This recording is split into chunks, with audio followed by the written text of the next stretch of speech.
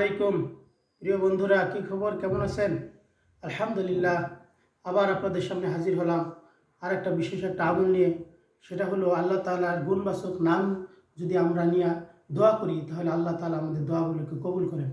সেটা হলো সূরা ইখলাসের যে একটা আয়াত আছে, আল্লাহুস সামাদ। এই আয়াতটা যদি আমরা পড়ে বেশি বেশি করে পড়ে আল্লাহ তাআলাকে স্মরণ করি এবং আল্লাহ তাআলার কাছে যে কোনো দোয়া করি, আল্লাহ তাআলা ইনশাআল্লাহ আমাদের দোয়াগুলোকে কবুল করবেন। তো দোয়াটা দেখেন আমরা সবাই তো জানি, সেটা হলো কি আল্লাহুস সামাদ। তো এরকম একটা প্রসিদ্ধ ঘটনা আছে। এক কাফের ছিলেন, সে তো মূর্তি পূজা করে। কাফেররা তো আমরা সবাই জানি যে মূর্তি পূজা করে। তার একটা মূর্তির নাম ছিল সনম। কি নাম ছিল? সনম। সে সবসময় তার ওই মূর্তির নাম ধরে ধরে তাকে মানে পূজা করত, সনম সনম করে বলতো।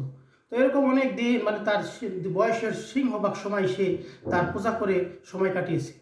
তো শেষ সময় এসে যখন সে এরকম সনম সনম বলতে বলতে এক সময় তার মুখ দিয়ে মানে ভুলে তার মুখ দিয়ে বেরিয়ে এসেছে সমাদ, সমাদ। তো আল্লাহ তাআলা সাথে সাথে তাকে তার কথার জবাব দিয়েছে, লাব্বাইক ইয়া আবদি। মানে সে আল্লাহ তাআলা মানে তার কথার উত্তর দিয়েছে, ডাক দিয়েছেন, এই জন্য আল্লাহ তাআলার কথার উত্তর দিয়ে আল্লাহ তাআলা তার কথার উত্তর দিয়েছেন। সে এই কথা শুনে, গাইবীভাবে এই কথা শুনে সে অবাক হয়ে গেল। সে বলতেছিল যে কি ব্যাপার, আমি এত দিন যাবৎ এই মূর্তির পূজা করতেছি, কোনোদিন তো এরকম কথা বলে নাই, তাহলে আজকে হঠাৎ করে কেন কথা বললো? তখন সে একজন মানে আল্লাহ আল্লাহর লোকের কাছে গেল এবং সে তার কাছে জিজ্ঞাসা করলো। সে বলতেছিল যে আল্লাহ তাআলার একটা গুণবাচক নাম আছে সমাদ, মানে আল্লাহ তাআলা অমুখাপেক্ষী। তো এই নামটা বলার কারণে আল্লাহ তাআলা আপনার উপর খুশি হয়ে গেছে এবং আপনাকে আপনার ডাকে সাড়া দিয়েছে।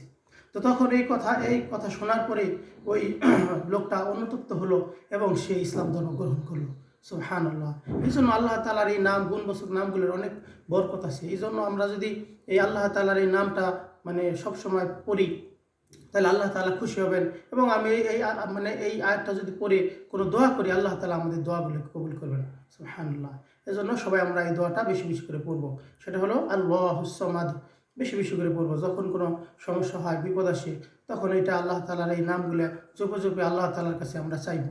তো আল্লাহ তাআলা ইনশাআল্লাহ দয়া মেহেরবানি করে ইনশাআল্লাহ আমাদের আশাকে এবং আমাদের দোয়াকে পূরণ করবেন ইনশাআল্লাহ।